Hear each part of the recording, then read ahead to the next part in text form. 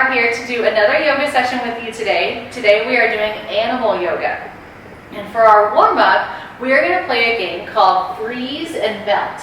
And Annie's going to show you how to do that. So I am going to tell her first to wiggle out your wiggles. Freeze!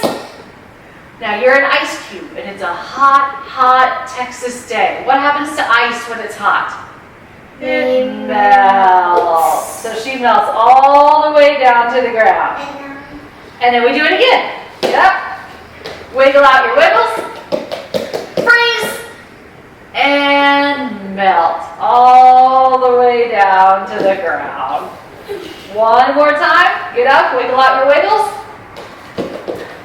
And freeze. And melt. And this time, we're going to stay down on the ground. And we're going to sit crisscross applesauce. And we're going to learn a couple of new ways to breathe. So first, just take a big deep breath.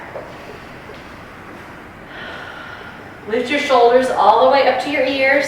Roll them back and down. Now imagine that your tummy is a balloon. And we're going to fill up your balloon with breath when you breathe in. So breathe in, fill up your tummy like a balloon. Fill up your balloon till it can't hold anymore. And then slowly deflate your balloon, breathe out. Let's do that again. Fill up your balloon. And deflate it. Now last time we did this, we did crown, heart, and tail. Annie, can you show them where the heart is? Very good. So we're going to start with one hand staying here on your heart, and the other hand goes to your tummy. Now this time when we fill up your balloon, your belly with breath, feel it getting bigger. A big balloon. And then blow out the balloon. One more time. Breathe in, big balloon. And breathe out. Now put your hands on your knees. And we know that sometimes things get really busy and there can be a lot of distractions around, right, Annie? Sometimes even at home there's some distractions. And so something we can do with our breath to help us focus is called bee's breath. And so when we do bee's breath, we take a deep breath in, fill up your balloon, and we breathe out, make a humming noise like a bee. And when we make that sound, it closes our ears to all the stuff that's going on around us. So if things get kind of busy and kind of crazy at home, you take a deep breath in and then exhale with a bee's breath. Very good. Now, if we go back to school in the fall, you want to ask if it's okay to do bee's breath at school. It can get really distracting there, I know, but sometimes we have to be a very, very quiet bee if we do this breathing when we're around other people. So now let's get going with our animal yoga. So move from crisscross applesauce and get on your hands and knees. And we get down like this. Make sure your hands are right below your shoulders and your knees are right below your hips. So when you look back, you can see that your knees are not touching each other. Very good. The first animal we're going to be is a cow. So when we do cow, we fill up your belly balloon with lots of air, lift up your tail, lift up your head, and you can say moo. And then next we go to cat. Tuck your tail under, round your back like a scared cat, tuck your head down, and say meow. Move into cow, breathe in. Moo. Go to cat. Meow. One more time, cow. And cat. Meow. And then come into the middle and make your back kind of flat across the top. Now watch out for what's behind you because our next pose is donkey. We get to kick like a donkey. So bring one knee in toward your chest. Annie, should we start with right or left? Right. Right. Bring your right knee in and then kick it up. Do that 4 more times. Bring it in, kick it up. 3 more. One more, make it a loud one. Good job. Now, sometimes that makes your wrist kind of tired, so you can roll out your wrist like this if it starts to hurt. And we'll do donkey with the other foot. So bring your left knee in and take it up. 4 more.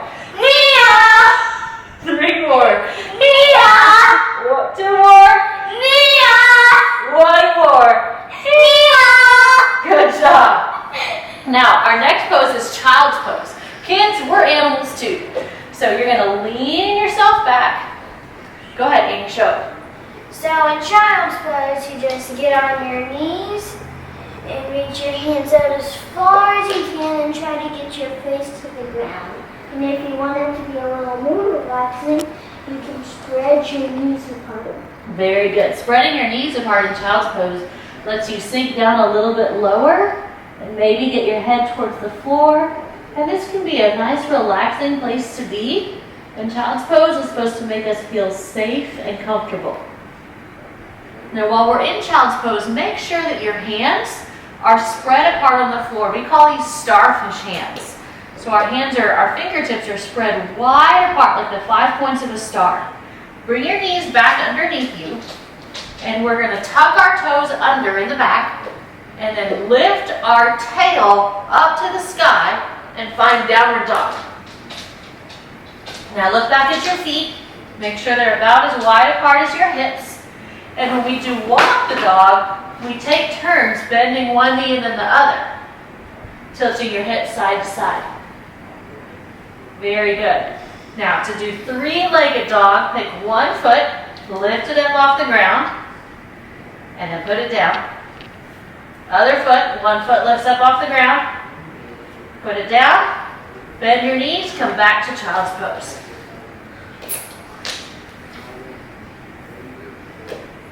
Now when we're ready, we're going to tuck our toes under again and lift your tail up to the sky and go back to downward dog. Now this time we're going to put both knees back down on the ground like this and then come all the way down to your tummy.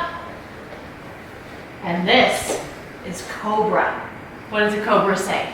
This is like being like a snake. Now tuck your toes under again. Lift your tail all the way up to downward dog. Now look at the space between your hands. Take lots of steps to get there. We're going to lean our hands down. And what do we call this, Annie? Monkey. Monkey. What does a monkey say? Very good. Now put your hands up on your thighs. Stand up nice and slow.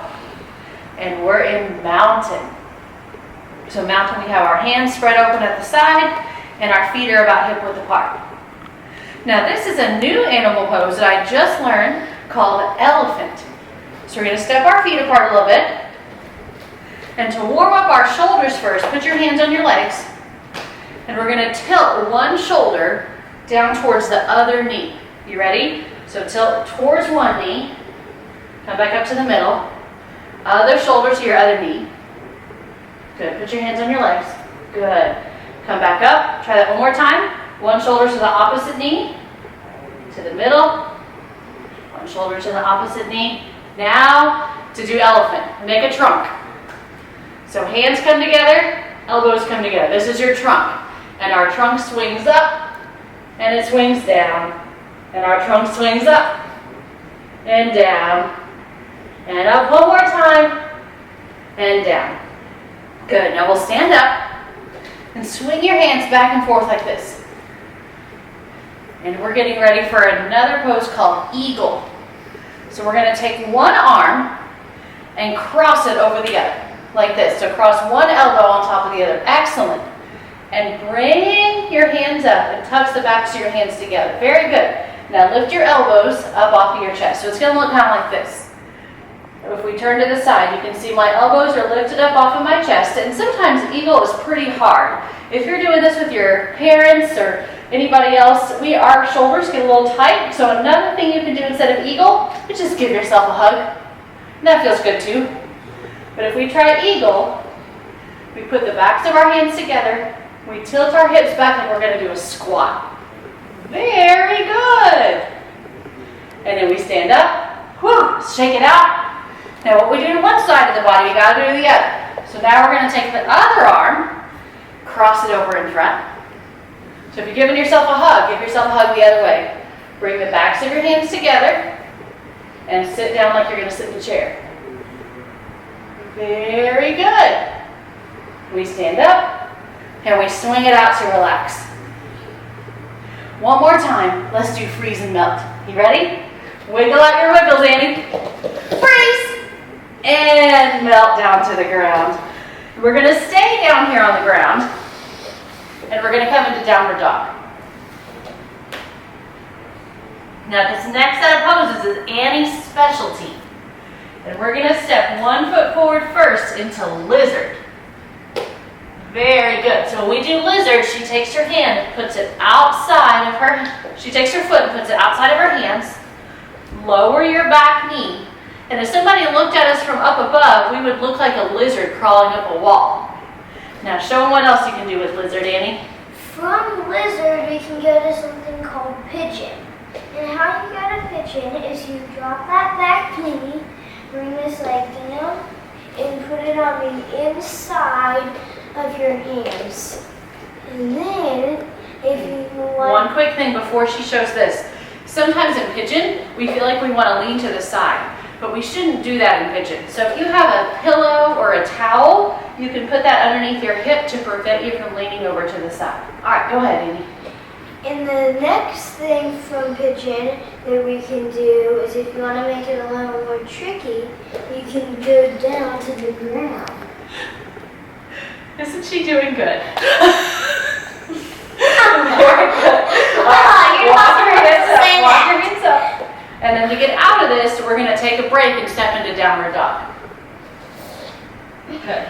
And while you're here, you can walk the dog and see how one leg feels different than the other. Then we're going to step our other foot forward into lizard. Other foot. And then walk us through lizard. And then we put your knee down again and go to pigeon. And then we go to pigeon. This one's a little trickier for me. All right, show us pigeon. And then, again, just like Alyssa said, we don't want to drop our hips. And then we can just go down to down pigeon. Very good. We can stay in pigeon as long as you like. It's really, really good for stretching out your hips. But when we're ready, we're going to walk ourselves up. Now this time, to get ready for our next pose, we are going to let ourselves sit over to the side and bring that back leg up and around and sit in. What do we sit in? Butterfly. Butterfly. Now our knees are the wings of our butterfly.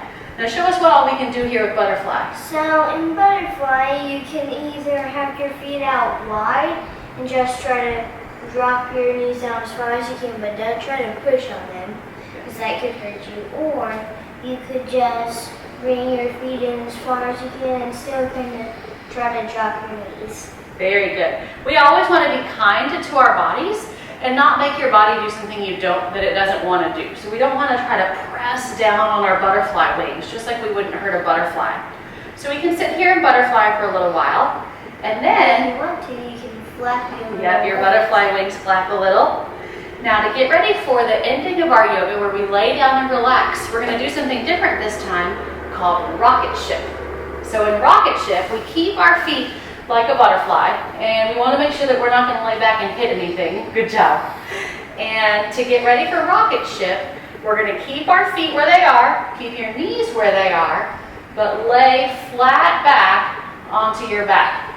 And if you have room, you can even take your arms up over your head and be a rocket ship. And since we've been talking about animals today, I'm going to read you a verse about God and animals. So you can lay down with your eyes closed or with your eyes open, whatever way is comfy for you. And this verse comes from Job, chapter 12, verses 7 through 10.